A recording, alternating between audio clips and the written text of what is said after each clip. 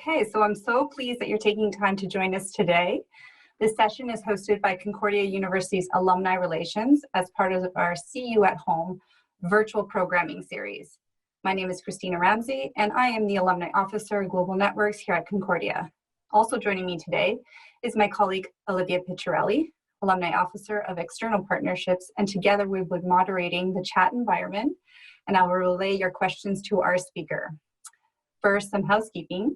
We are recording this session, and we will start it, and we'll share it, with you in the coming weeks. Once again, the chat icon, the box where we encourage you to enter general comments as well as questions for our speaker. This session is designed for your learning, so we appreciate your active participation throughout the session.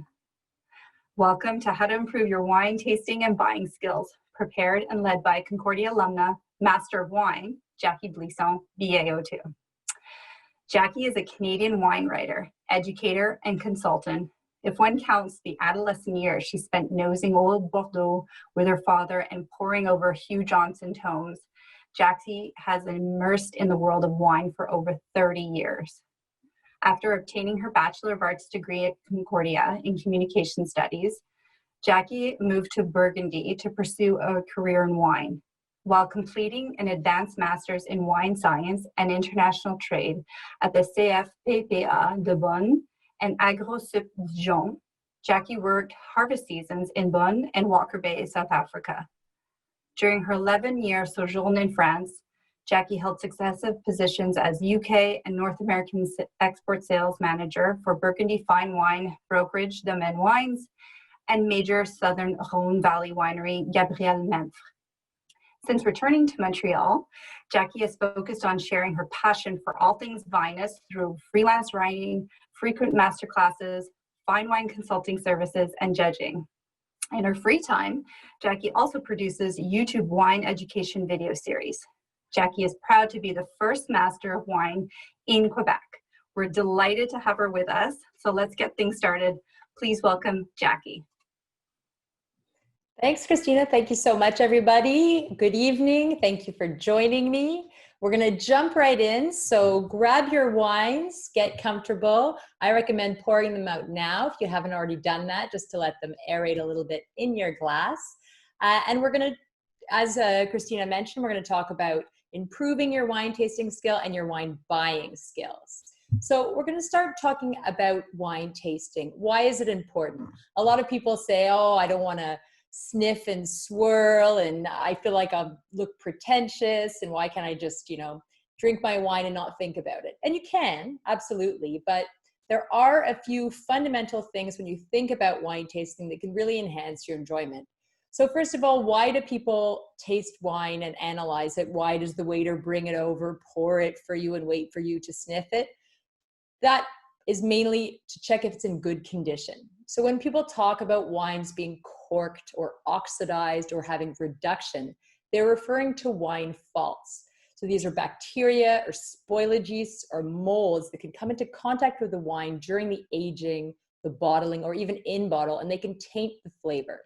Have you ever smelled sort of a musty cardboard or a rotten egg, a nail varnish, a vinegar, or any of those sort of aromas on your wine? Has it ever tasted a little bit fizzy and sour when it should be a dry, still wine? All of those are wine faults. So if you smell something off when you're preferred a glass of wine in a restaurant or anywhere else, if you smell something off, you send it back. Don't let a sommelier or a wine merchant intimidate you. I had somebody say to me this morning, I tried to send a wine back, but the sommelier told me that my palate was simple. That, in my opinion, is ridiculous. I get irate when I hear things like that. Your palate is not simple. Wine is about personal preference. If you find anything off of the wine, you send it back. So basically, there's certain aromas, like barnyard aromas, for example, that some people might like. They can, in small doses, comes from an errant yeast by the name of Brettanomyces or Brett. Some people love it, some people hate it. You are allowed to hate it and send back the wine if you don't like it. So yeah, the first reason that you're gonna smell your wine and test it is just to see if there's any faults. The second thing is just about enhancing enjoyment. people talk about mindfulness in other aspects of their life, sort of taking a moment to really think about what you're doing and how much it can heighten an experience if you do. It's the same thing with wine. If you stop and you concentrate for a minute or two about what you're smelling and what you're tasting, it can really make the flavor and the texture of the wine more vibrant, really pop on your palate. So what you're gonna do, grab your first glass of wine. The first thing you're gonna wanna do is look at the color. So very simple. Looking at the color can give you cues on the grape variety, on winemaking techniques, on the condition of the wine, and on wine's age. Some varieties, some grape varieties, have paler than others, especially black grapes. The black grapes are the ones that make red wine.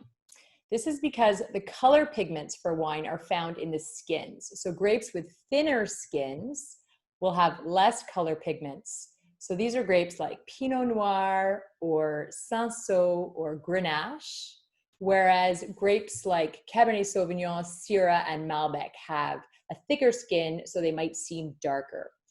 Somebody just asked me which wine should we start with. So start with your sparkling wine. We haven't reached the part where we're analyzing this wine. So when I say grab your wine, I just mean sip it and enjoy it for now. We'll get into the actual tasting of that specific wine in a second. So other visual cues you can get from looking at a wine is wine making. If you look at white wines, are generally quite pale in color, but certain white wines called orange wines will be macerated on their skins and can have a darker color. The same thing with red wines. The longer they macerate with their skins, the deeper color you can get. So even a pale, normally pale variety like a Pinot Noir, for example, if it's macerated for a long time on its skins, it can be darker. That's why certain Pinot Noirs will be very, very pale and other ones will be darker. It could be because of winemaking technique. Visually, from looking at a color, you could also tell things like a white wine aged in oak tends to have a bit more of a golden hue than one that's just aged in a stainless steel tank, for example. And looking at the color of a wine can also tell you about a wine's age. So as a wine ages, especially if it's bottled with a natural cork, small amounts of oxygen are entering that bottle and chemical reactions occur. Slowly over time, the color starts to brown. White wines become more golden and eventually a browner hue, and red wines will also take on a bit of a garnet color. It's just like, for example, if you take an apple, cut it in half, and you leave a half out on the counter, you're gonna notice if you go away for an hour and come back, that cut apple is a bit brown on the side. That's oxidation happening. And so you can see that visually. The next thing you're gonna wanna do in wine tasting is to nose your wine. You're gonna pick it up and you're gonna smell it. And you can, if you want to, swirl it around. And you can do this with any of the wines. We haven't, as I said, gotten into the specific wine tasting portion, so pick up any of your wines that you like and just play around for now. So swirling a wine, why do you do that? Basically, it just aerates the wine. It allows oxygen to marry with the wine. Chemical reactions occur, which liberate the aromas so that you can smell them better. And what kind of aromas can you get on the wine when you're smelling it? Well, it can give you a link to the grape variety again. It can tell you a lot about the climate, the winemaking style, and it can tell you about the complexity of the wine. So that's the quality level. First of all, when we talk about grape variety, for example, each grape variety has a different makeup of aromatic compounds. So they basically all have their own signature aromas, and some grapes are more aromatic than others. If you've ever had, for example, the Alsatian grape Gewürztraminer, that is a very highly aromatic grape. The aromas just leap right out of the glass. Viognier, for example, is another white, highly aromatic grape. So classic signature aromas, for example, if you look at that Sauvignon Blanc that I suggested for tonight, you often get a lot of grassy, citrus, gooseberry type notes. You can smell that now and see if that's what you're getting. That's definitely very classic for Sauvignon Blanc. Cabernet-Sauvignon, if anybody's poured their Cabernet-Sauvignons yet, you often get, especially from Bordeaux, you often get aromas of bell pepper and black currant, which in French they say cassis. And on Syrah, for example, especially French Syrah, Northern Rhone Syrah, a lot of black pepper and dark fruit. Aromas can also tell you a lot about climate. From cooler areas, where grape ripening is a little bit more challenging, you tend to get more restrained aromas. What I mean by that is when you smell, the aromas are not so intense. They're not leaping out of the glass. You really have to sort of search for them. And you get a lot of just ripe fruit aromas and quite tart, tangy fruit on the green to white spectrum. By that, I mean sort of gooseberry or lime or green apple on white wines, sort of rhubarb, cranberry, just ripe red berries on red. That's from cooler climates, and you can smell that right in your glass. And then from warmer climates, you tend to have a lot more intense aromas from ripe, verging right to cooked fruit. For white wines, you get a lot of yellow fruit, verging towards exotic tropical fruit. And then for red wines, a lot of baked red and black fruit, almost as though it's been macerated or sort of jammy.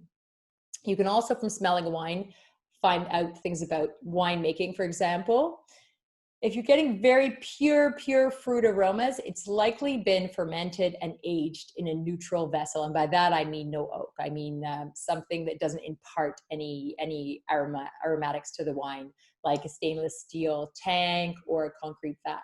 Whereas if you're getting aromas that are sort of vanilla or spice, coffee, cedar, things like that, those are actually imparted by the aging in oak barrels. And so right from smelling a wine, you can get a sense of how the wine has been made and how it's been aged.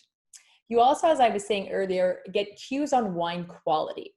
A simple wine, a $10 to $15 wine, when you nose it, you're really just going to get a general impression of fruit or floral tones. They're just one or two sort of groups of aromas, quite simple. Whereas for a higher quality wine, you tend to get quite an array of individual aromas that develop one after the other, especially if you leave the glass to develop for a while. So basically, the more different aromatics you're getting on a wine, that's often a cue to how complex and how high quality the wine is. And aromas around wines are also just so interesting because the processing of smell by the brain happens in an area called the limbic system, which is where emotions and memory stem from. And so aromas, your sense of smell, is actually one of our most powerful of our senses. And that's why when you smell a certain glass of wine, you might suddenly get sort of a rush of contentment or a feeling of nostalgia. That's because of this processing in the limbic system. Aromas also influence flavor quite a lot.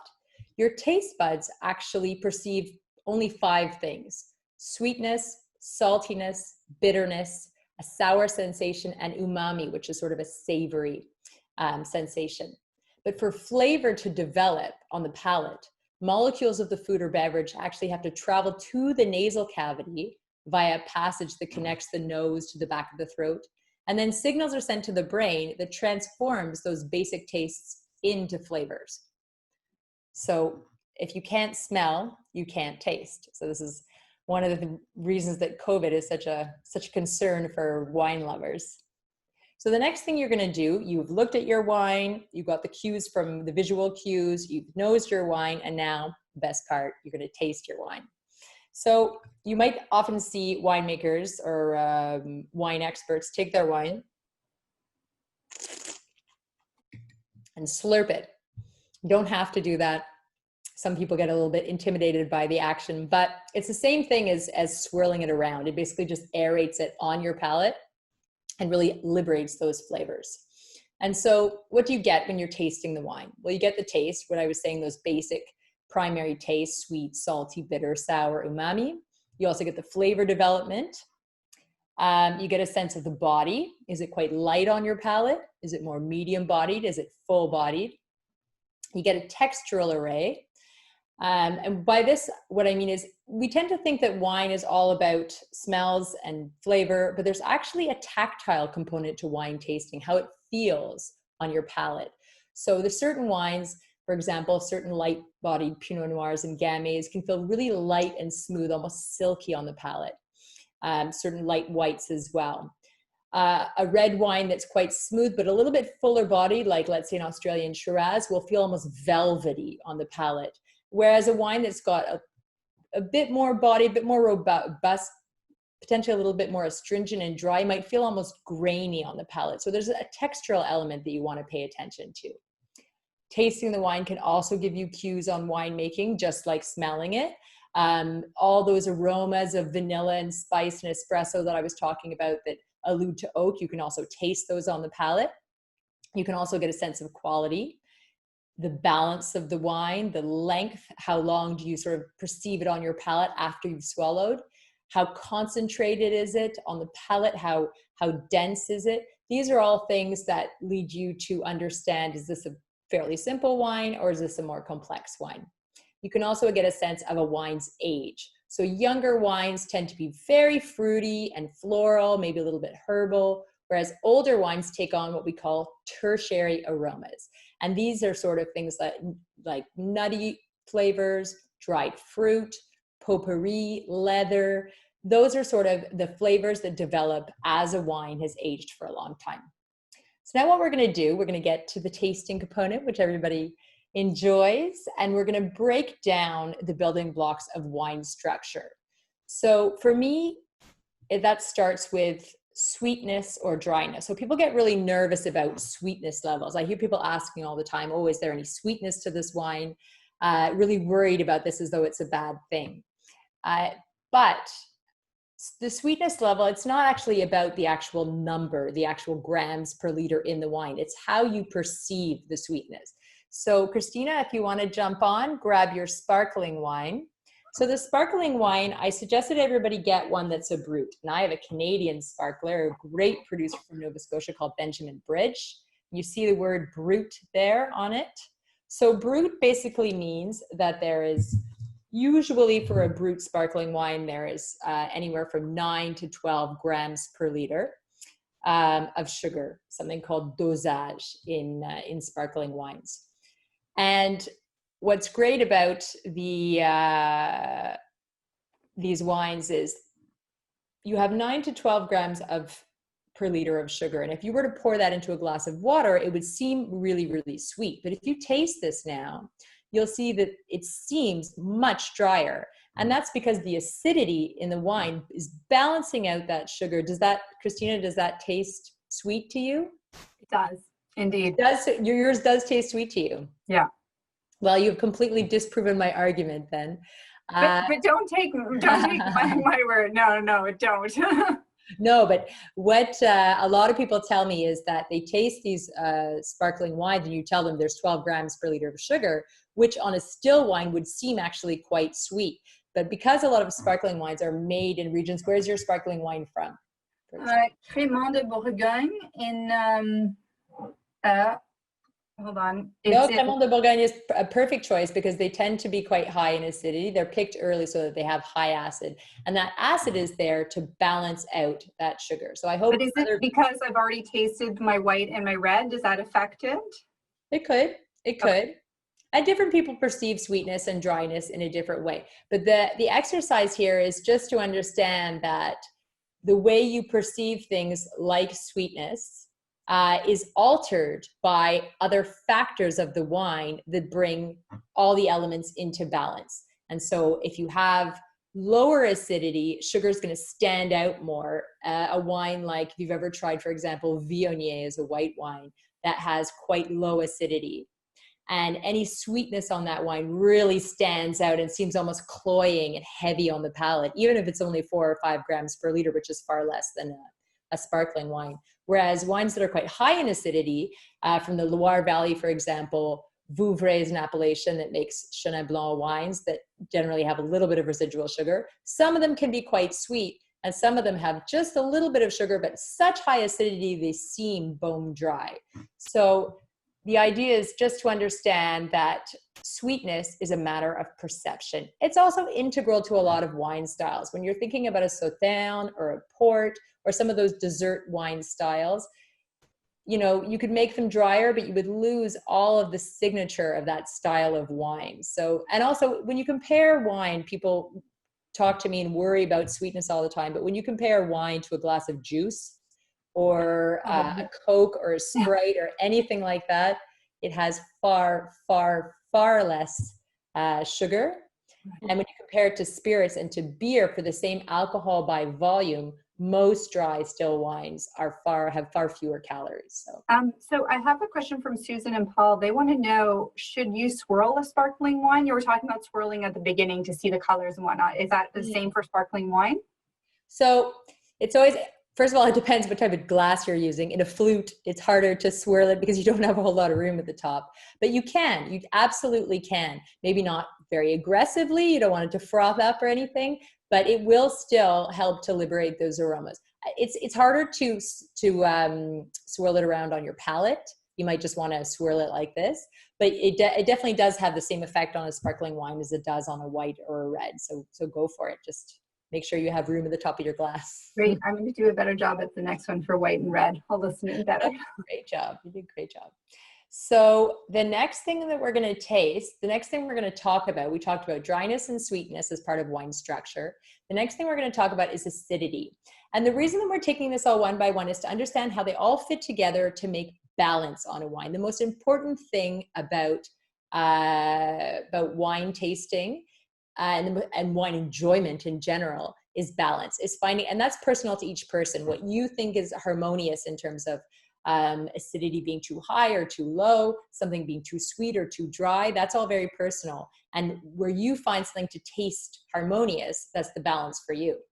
So acidity, we perceive it, it's a sort of a sharpness. You perceive it on the sides of your tongue. It sort of makes you salivate. And if you take, Christina, take that Sauvignon Blanc.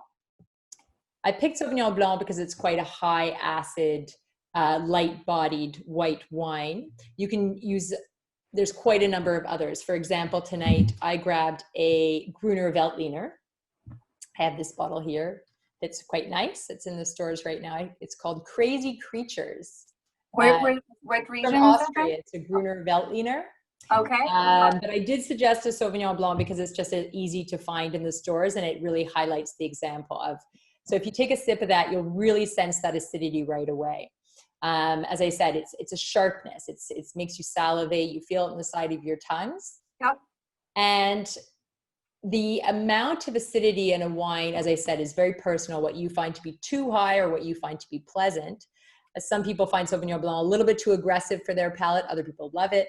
But it has a really important role to play for all wine styles, red and white, in terms of balance. As I said, it can make a wine seem drier. It can really enhance flavor. It has a really important role in lifting and enhancing flavor, really making them pop on your palate. And it also slows down the rate of oxidation. So it helps wines to age well. So a white or a red wine with, obviously it has to be a wine that has a certain quality level to begin with. But with a wine with a good acidity level tends to age well in the cellar.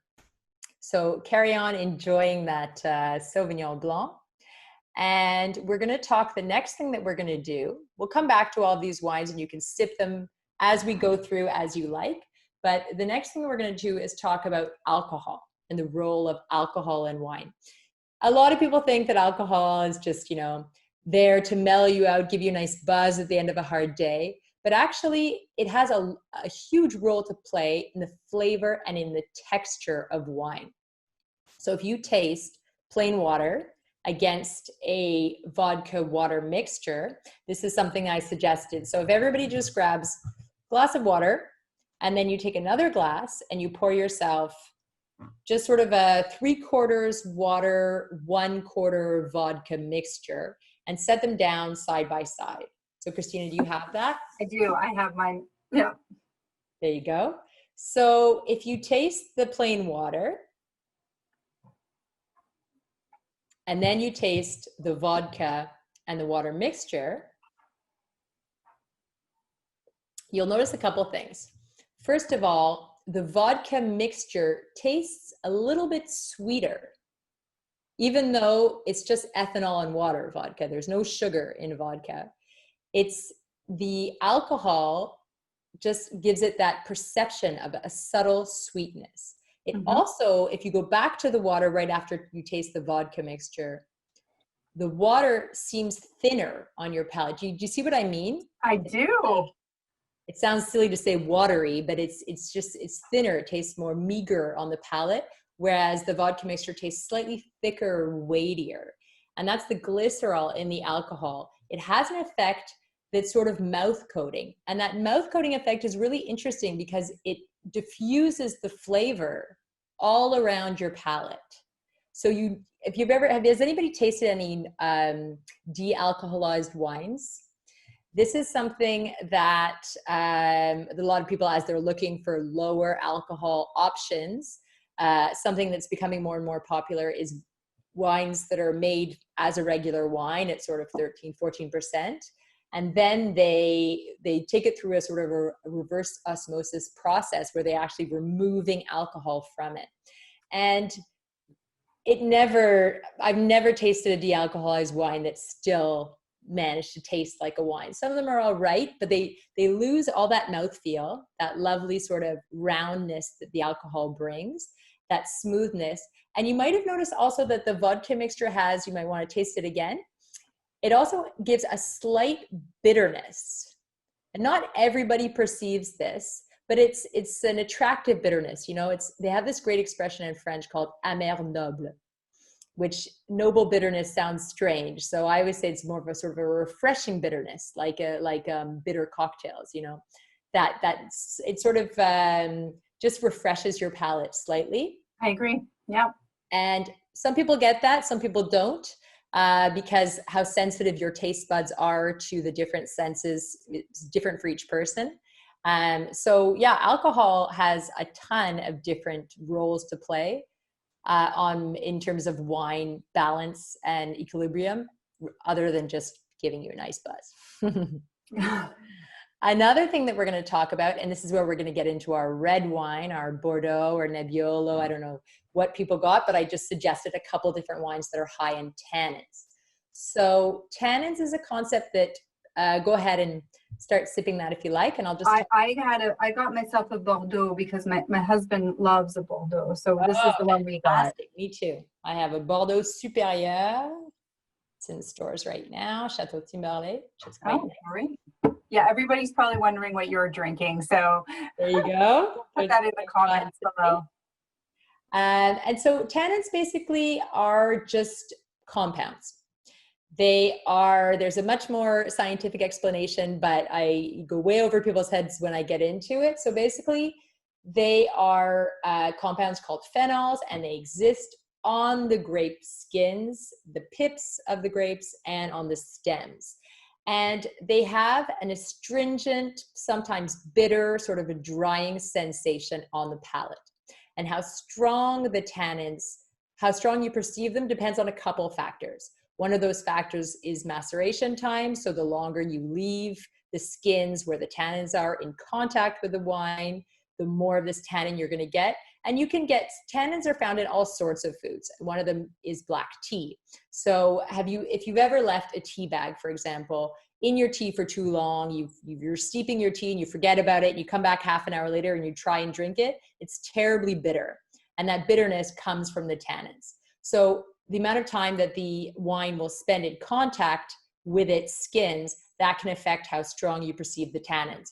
It also depends on the grape variety. Some grapes have more tannins, some have less. Grapes like Gamay or Grenache, Pinot Noir, these tend to have quite low tannin. But if you macerate for a long time, they can have a bit more. And grapes like we're trying today, Nebbiolo, Cabernet-Sauvignon, Syrah, these have higher tannins. It can also, another factor in how you perceive tannin can depend on how ripe they are. Just like the grape ripens, the sugar inside the grape will ripen to a point where you decide to harvest. All the compounds on that grape skin, the phenols, these tannins, they're also ripening. And so basically, a savvy winemaker or grape grower is deciding to pick his grapes not only when they are ripened sufficiently in terms of sugar, but also when these tannins are ripe enough. And they can test that out really just simply by tasting, as well as some lab analysis as well.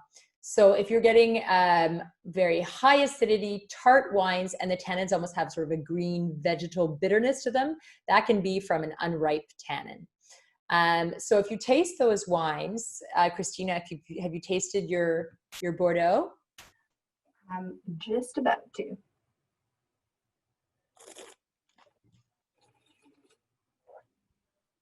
So almost feels like sandpaper on the tongue.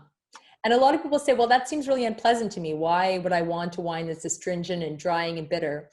But actually, those tannins, when they're not overpowering, that slight hint of bitterness, that slight drying sensation, they bring a lot of texture to the wine on the palate. They give a really interesting tactile dimension to the wine that gives it a lot more character on the palate.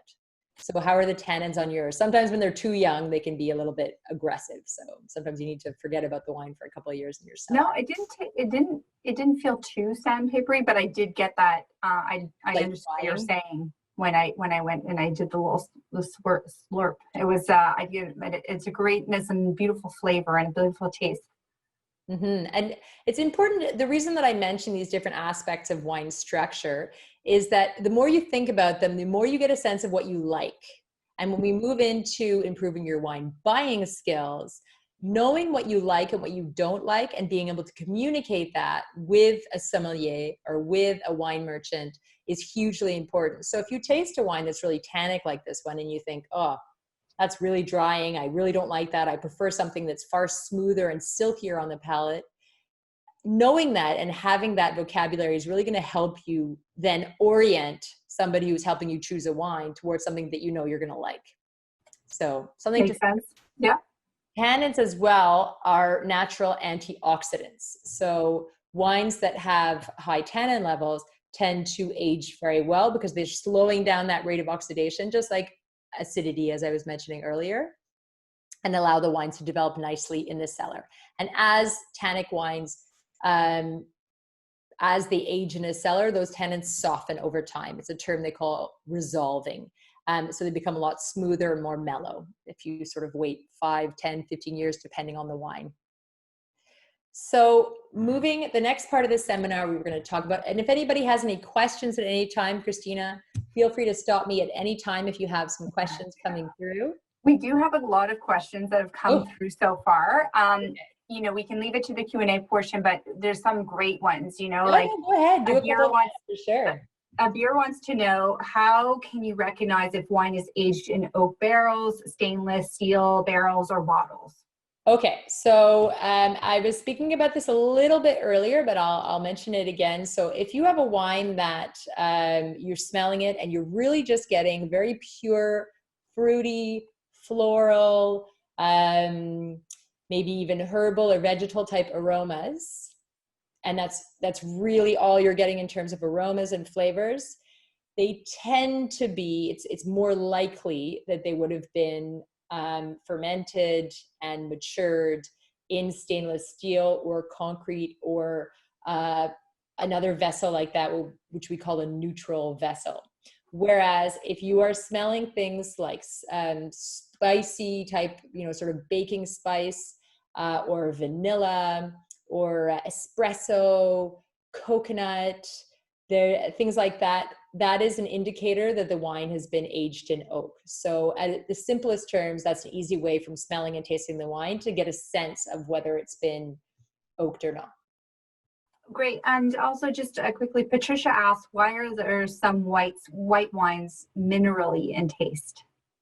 So that is a very contentious question because a lot of winemakers swear that it's related to their soils. So there's very famous regions like Chablis or the Mosel in Germany that say, okay, the slaty soils here on the Mosel, the steep Mosel hills give a mineral sensation to the wine. Whereas a lot of scientists have proven that there's the amount of the uptake of the vine from the soil in terms of these mineral components is so minimal that it wouldn't actually impart any flavor or aroma to the wine.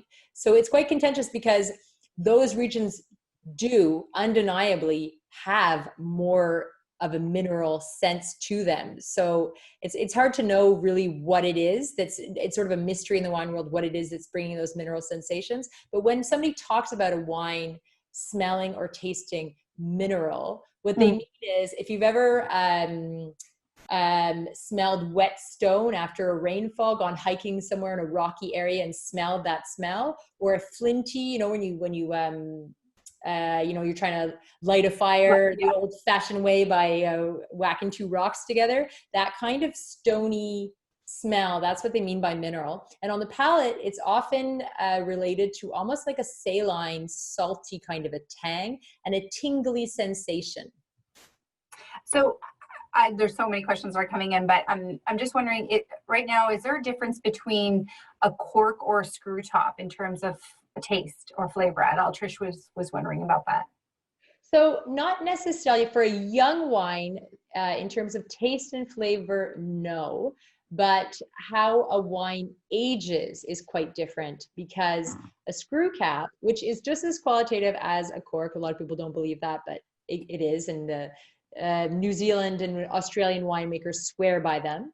But it's just the wine will age in a different way, because a screw cap really allows minimal, almost zero oxygen to enter the bottle, whereas a cork is porous. So there is a very small exchange of oxygen all the time.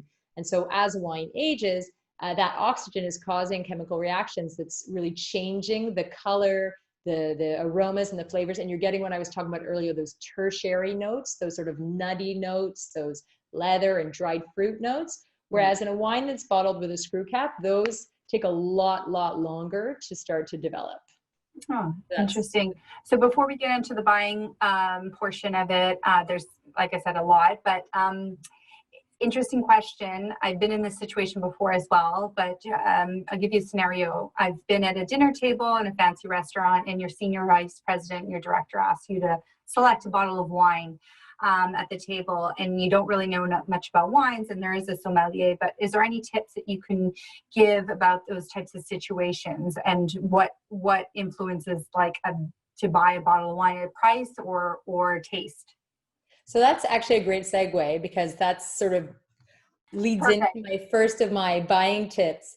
There's a couple things that you do. Obviously, if your boss is there, some things you're not going to feel as comfortable with, because the first thing I always tell people is definitely to get a recommendation. If you're intimidated looking at the wine list yourself and you're thinking, I don't know enough to pick, that's what the waiters and the sommeliers are there for. And the first thing I tell people is to be clear about your budget. But obviously, if you're there with your boss and you're not sure how much to spend, you don't want to say $40, $50. You're not sure if that's cheap or not. But if you're there just with friends, definitely don't hesitate to say, we're looking to spend around this, because you don't want to be upsold and then spend your night, you know, sort of ruined because you're suddenly drinking a $100 bottle of wine when you would have been happy with a $40 bottle of wine.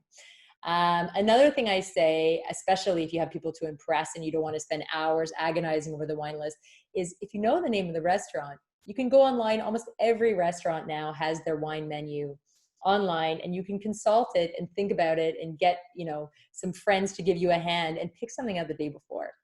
Another thing that you want to do when you're in this situation and you haven't been able to check out the menu is determine what everybody's going to eat first, and tell your waiter or your sommelier what everybody's eating, and then state what you like. So we talked about aromas and acidity and body, dryness, sweetness, tannins. We talked about that just now. Being able to voice what you like in terms of saying, oh, the aromas, I prefer something that's just ripe, or I prefer those really fruity, jammy type aromas. The acidity, I prefer a lower acidity wine, or I prefer something really high acidity like that Sauvignon Blanc. I like wines that are lighter in body or fuller in body. I like wines that are sweeter or drier.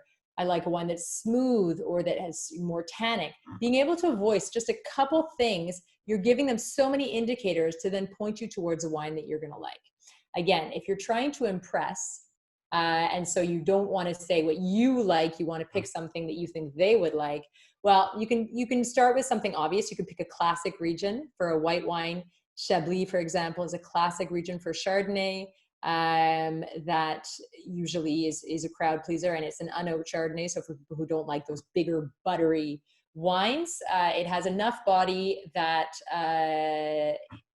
it tends to please everybody, but it has enough acidity and peps for people who like those brighter wine styles.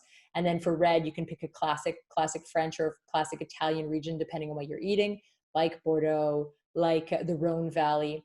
And if you're not sure if people like a higher tannin or a softer wine, go for regions. I love to suggest the Rhone Valley, for example. The Rhone Valley, especially the Southern Rhone Valley, Gigondas, Châteauneuf-du-Pape, Côte-du-Rhône, these wines have beautiful, bright fruit for people who like a fruitier wine. But they're also quite dry in the more European style.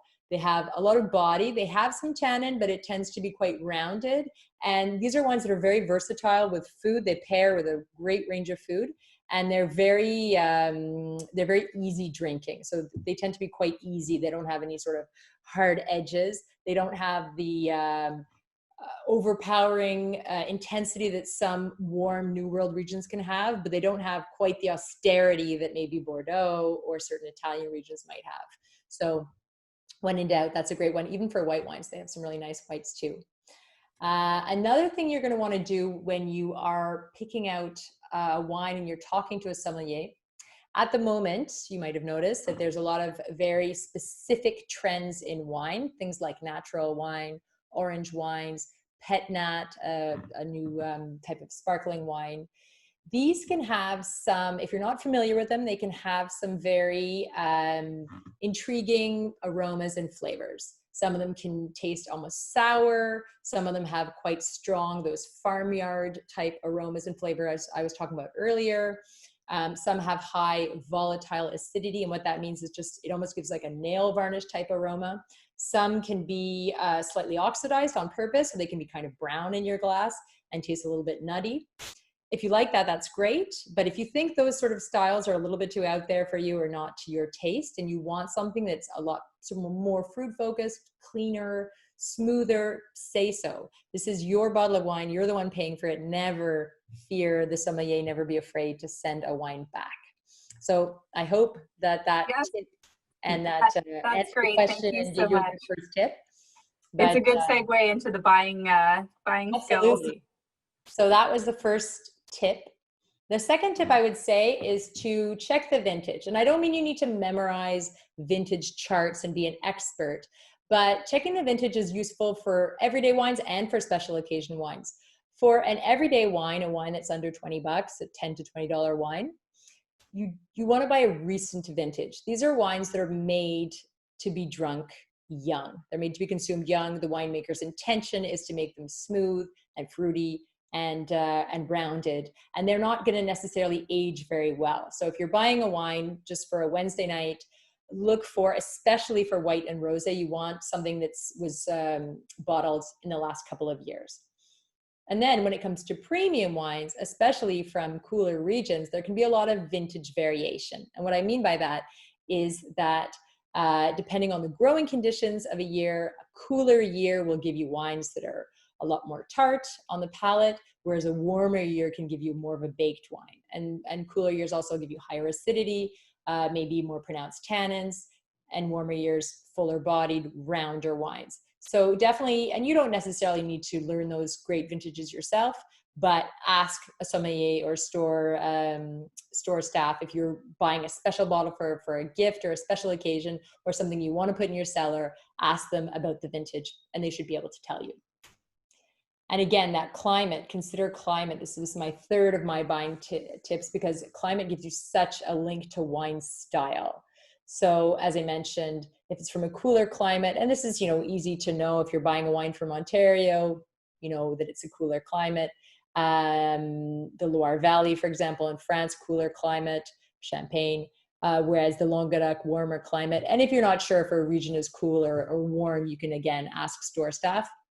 These cooler wines, as I said, are going to be more tangy, higher acid, lighter in body, whereas those warmer climates are going to give you those big, full-bodied, riper wines, and sometimes have sort of warming alcohol on the finish. If you ever had a wine that's sort of 14.5, 15 degrees and alcohol, and you take a sip and they almost feel sort of hot and spirity on the finish, that can definitely be a sign of a warm climate wine. And some people like that, some people don't, but that's something to keep in mind when you're buying a wine, knowing your preference in terms of those two styles of wines. Another great tip that I like to give people is to buy the best of a lesser region instead of the cheapest of a more renowned region. What I mean by that, and this is especially true I find for sparkling wines, is the best Crémant de Bourgogne. And these ones actually have on the label, you can see Grande Éminent. This is the top tier of Crémant de Bourgogne that are aged for 36 months on their lees before they're released. Or Cavas, the Gran Reserva tier is the highest tier that's aged for longest. In Prosecco, it's the Superiore tier. All of these tiers can offer a lot more value, a lot more bang for your buck, a lot more quality on your palate than a $40 champagne. So that's something to think about in terms of white wine, for example. If you're a Burgundy lover, the best of the Macon region, the southern Burgundy, can actually often offer you a lot more quality than an equivalent priced Côte d'Or Burgundy. Same in red wine, Bordeaux. There's some amazing values and amazing wines to be had in the Haut-Médoc as compared to some of those Cru villages, or in the Côte de Bourg, places like that. So again, you can, I always say, talk to store staff, talk to sommeliers, ask them, are there any sort of regions that are neighbors to this appellation that's really famous, where there's one producer doing great stuff? And often, because they don't have quite such a famous appellation, they can't sell their wines for such a high price, but they're doing great stuff and they're making amazing wines. So yeah, buy the best of a lesser region versus the cheapest of a more renowned appellation. And then my last tip would be to experiment. Experiment widely. As I mentioned a couple times during this seminar, wine tasting is so personal. Nobody's right, nobody's wrong when they're tasting a glass of wine. It's all about what you like. And to find out what you like, the best way to go about it is to just try as many things as possible. Obviously, there's some trends that are really important, and so stores will be, will push those wines towards you. Give them a try, but the SAQ, for those of you who live in Montreal, or other monopolies throughout Canada, or wine stores in different countries, they generally do tend to have quite a large choice of regions, of countries, of wine styles, of grape varieties. And so if you're able to talk to a sommelier or a wine merchant and explain, as we were talking about earlier, the type of aromas, the type of acidity levels, body, tannin that you like, they can steer you towards different regions to try out. And if you like something, take a photo of the label, or just write down the region or the grape, so that the next time you go to the store, you can say, oh, I really love this Malbec from Mendoza. I'd like to try something different. Do you have something somewhat similar? And they might say, oh, well, this Shiraz has, these similar characteristics. Give it a try. And the more you try, the more your palate's going to evolve, and you're really going to learn what you like, and broaden your wine buying, so you're not always buying the same bottle of wine every night. So those are my top 5 tips. And Christina, you mentioned there was loads of questions coming in, so I'm definitely happy to field a couple of those now. This is great, Jackie. Thank you so much. There's been such great questions that have come into the chat box. People have been very interactive, which is great. And I'd love to ask where everybody is coming in from tonight, from all over the world. I know there's a lot from Montreal, but if you can chat in where you're coming in from, that'd be greatly appreciated. We have a question here from Fabio. He wants to know, why does Sauvignon Blanc from New Zealand smell/taste so strongly of grapefruit as compared to those from Loire?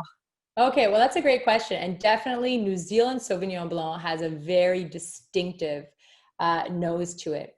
So the New Zealand Marlborough, some people call it a cool climate, but it is substantially warmer than the Loire Valley. And so the Loire Valley Sauvignon Blancs, they can have those aromatics, but they tend to be a lot more restrained.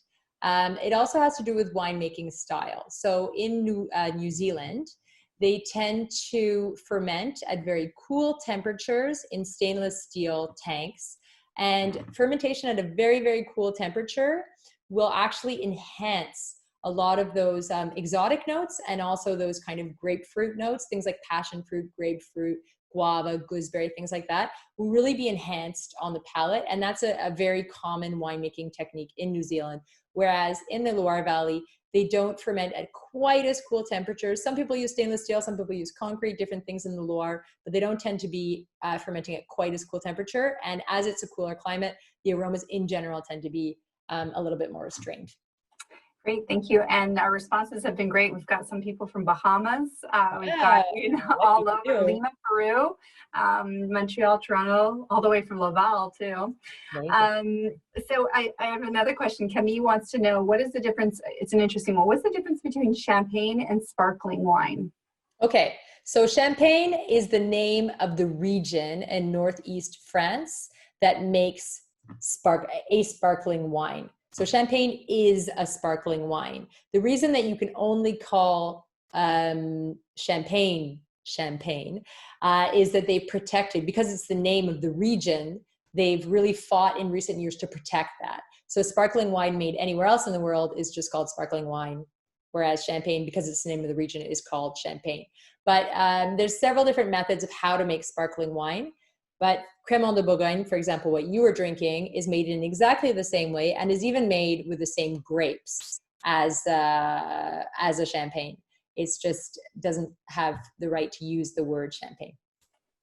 Fair enough. Yeah, that's. I have a question from Marie Pascal. She wants to know, what do you think is the best glass shape for drinking sparkling wine? And also, Mitchell wants to know that should we only decant red wine or white and sparkling wine as well? Okay, so great questions.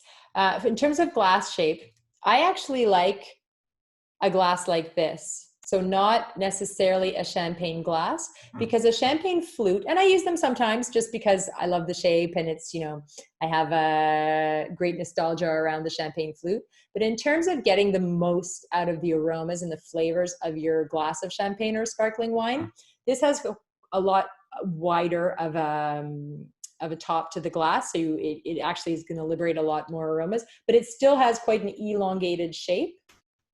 And so you're not necessarily, the really flat, the ones they used to use in the 50s where it was really flat like a coupe, those you would lose the bubbles really quickly. So you do want something elongated. It also sort of pushes the aromas up towards the rim of the glass, but the rim of the glass is larger than a flute, so you can get a lot more aroma off of it. So I definitely recommend just a regular sort of a wine glass that's fairly long and open. Fair enough. And the beer wants to know. The second question was about decanting. Oh, right. They wanted just to know, is it in terms of Mitchell wanted to know, should you only decant red wines or white and sparkling as well? So some sommeliers will say, yes, you can decant sparkling wines and it'll give you more aromas off them, but you do, you will lose the bubbles a little bit more quickly. So I don't tend to decant sparkling wine, but you can absolutely decant white wine just as much as red wine, and I definitely do. An older white wine, I wouldn't necessarily do it, because the older a wine, the more fragile those aromas are, and you don't necessarily, on a white wine, want to lose them. So I might just open the bottle and leave it open and let that small space at the top of the bottle be enough to aerate it. Whereas a younger white wine, especially a full-bodied white wine like a Chardonnay, I definitely decant them an hour before, and maybe even put the decanter in the fridge to keep it cool. And red wine for sure, and not just premium red wines. I decant a younger, fruitier red wine, and even a $15, $20 one will definitely improve from spending a half an hour in a decanter. Okay, I will ask for a decanter for my you can just use my Christmas list. I'll ask for a decanter for Christmas.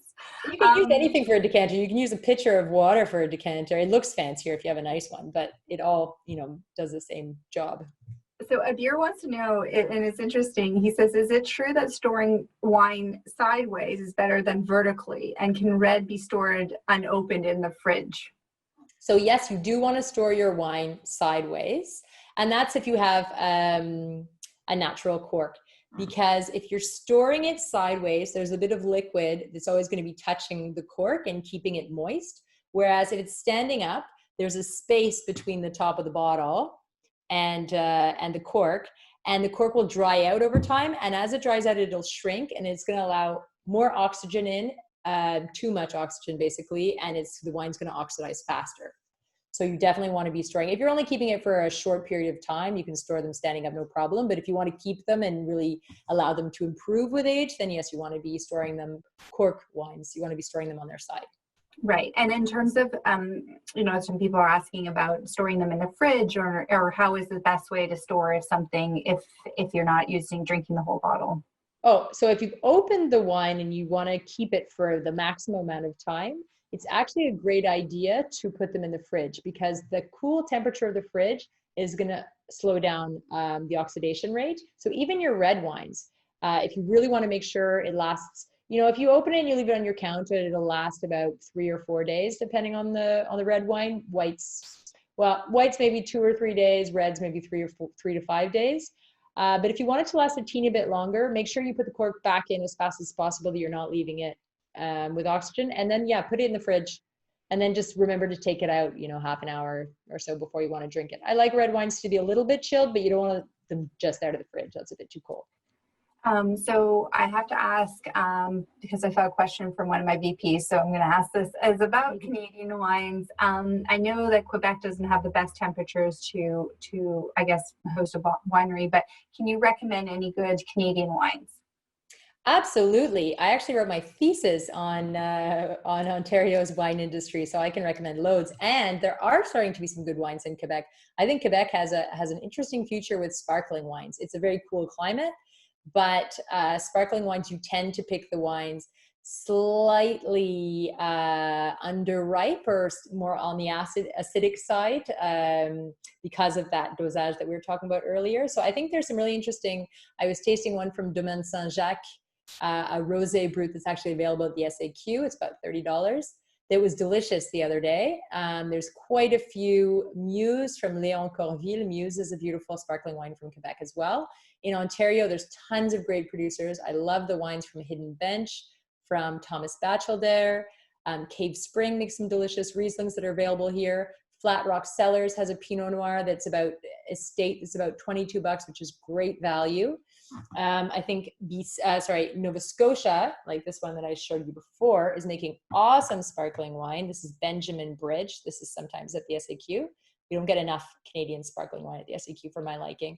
There's another one, Lightfoot and Wolfville in Nova Scotia, making great sparkling. And BC as well, in the Okanagan Valley, there's some beautiful wines. It's a really long valley, so a lot in the north of the valley, you get a lot of more aromatic white wines, higher acidity, light-bodied red wines, and then south you get fuller-bodied sort of Syrahs and Cabernet-Sauvignons that are amazing. So all across Canada, we're really, really stepping up our game. Nobody should be shy or embarrassed to drink Canadian wines. We're doing great stuff. Great. Love to hear that. There's a question about participants who are interested in their careers in wines, and maybe we'll do another virtual programming all about your career in wine, because I'd love to hear more about it.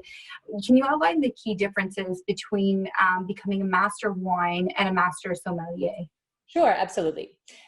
So Master Sommelier really concentrates on the service aspect of wine. So you really know it's quite intense and in-depth wine tasting, but also learning about wine regions, wine producers, vintages, everything that goes around being able to really serve clients in a restaurant or store setting.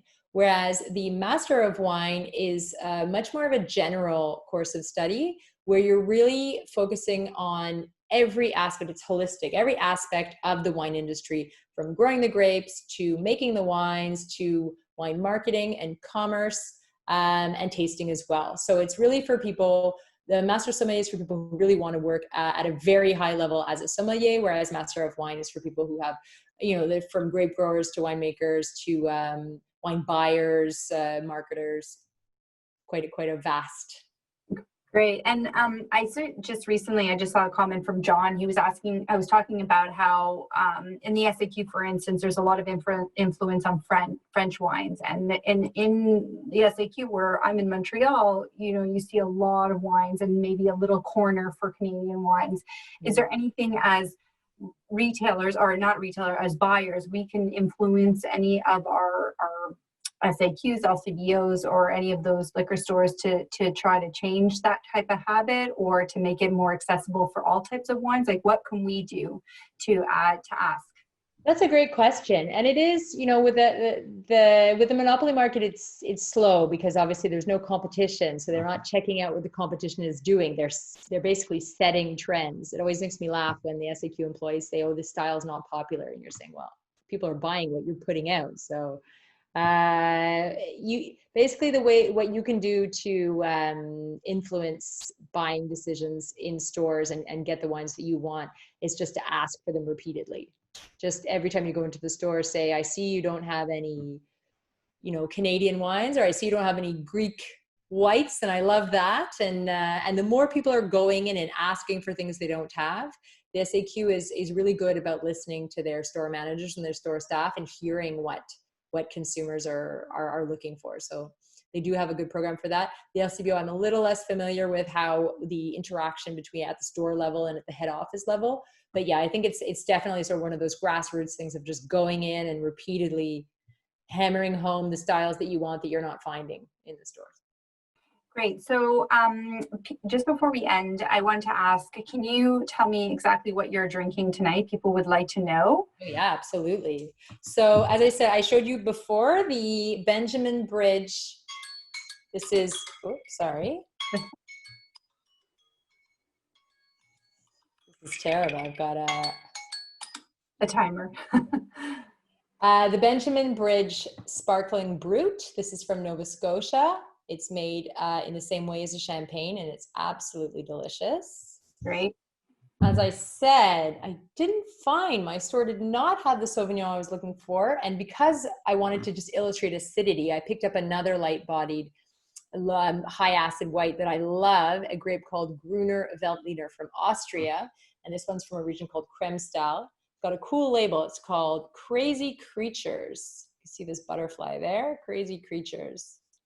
Kremstal Gruner Veltliner. I highly recommend that for people who like those light, crisp, acidic, minerally white wines. And for my Bordeaux, I have the Chateau Timberlake 2016 Bordeaux Supérieur, which is in stores right now, which is quite young. I think it still needs a little bit more time to soften its sort of rough edges, but it definitely has a very classic Bordeaux style to it, all that cassis and bell pepper and tannin. I can't wait to say at my next party, like, oh, it's really peaking this time of year. I'm going to use some of your terminology. Finally, I know there's a lot of questions. We're trying to get to them, and maybe I can answer them after this webinar to all those people who had written so many questions. I'll send them over to you, Jacky, those I missed out. Where can we reach you? There's a lot of people who are interested in contacting you again. We'd love to hear more about your YouTube videos and, what you're doing next, and how can we, reach you next? Well, you can reach me in many different ways. I write a wine website where I review wines regularly. So a lot of the wines that even the ones I'm showing tonight, I review regularly on my blog. So that's Jacky Blisson, Jacky with a Y. People always check with IE, Blisson.com. I do, you mentioned at the beginning, I do YouTube wine education videos because I really think there's a way of explaining wine in a way that doesn't dumb it down, but is more relatable, is some in a way that people can understand and really get excited about. And I try to do that through my YouTube channel. And again, that's just Jacky Blisson. If you type that into YouTube, you will find me.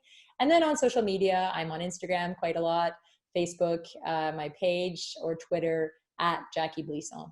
Very simple ways to get a hold of me. And all of those questions, anything that didn't get answered, I am very happy to write answers to those later. So, well, there's a lot of things we can still continue talking about, which is great. Talking about wine clubs, careers in wines. I feel like we might have to do a 2.0 of this. So, all right. I'm in. We really want to say thank you so much, to you, Jacky, for and everybody from around the world who took time to join us today. We're so pleased to have a Concordia alumna leading the conversation of this topic. Again, we will be sending out an email in the coming weeks with the recording of the session. We truly appreciate your feedback to help us improve in the services for the events that we offer. And I'd love to hear more about your feedback in the comments below. We're going to save the chat, so please feel free to leave a comment in the chat box. Did we meet your expectations? And if you're able to continue these virtual webinars, please look out for more invitation emails in your inbox. Thank you so much for being with us tonight. It's so nice to see so many of you. I'd like to give a shout out to my old colleague, Lena. She's on the line tonight. We have a lot of loyal listeners. We see so many people repeat guests tonight. So it's lovely to see everybody. And it was a real pleasure. So thank you so much, Jacky. And I'm sure we're going to be seeing a lot more of you. I think there's a 2.0 in the works. Awesome. I love it. So thank you, everybody. Have a good night. Thank you. Thank you for having me. Bye.